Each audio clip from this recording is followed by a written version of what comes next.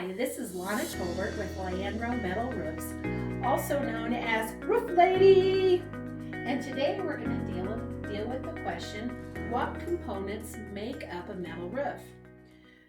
To do a demonstration, we're going to use a stone-coated steel. This particular one is a shake profile, and the substrate of this is a 26 gauge Galvalume roof, or Galvalume metal, which means the galvanization is part of the mix.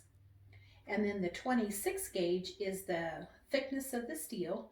26 is about as heavy as you can have and still be able to manipulate it without huge machinery. And this particular panel, you start with the steel substrate. The whole panel is coated with kind of a polyester coat. And then on top, there's an acrylic paste that's blown in, and then the stone is blown into that acrylic paste. The whole panel gets covered with acrylic, and then it gets oven baked together.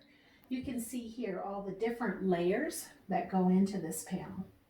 So when you're all done, when your roof comes out of the oven, you have a baked on stone and steel ceramic type roof.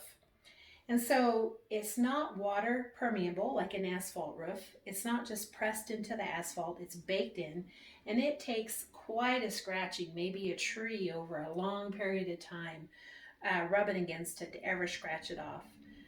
Big hail doesn't seem to scratch it off. Foot traffic doesn't scratch it off. It's permanently adhered. So I hope you've enjoyed this episode of what components go into a metal roof. Thanks for watching our channel. We hope you learned something that will help you save time and money when buying a metal roof. For a free roof buyer's protection kit valued at $347, please visit lianro.com for the instant download.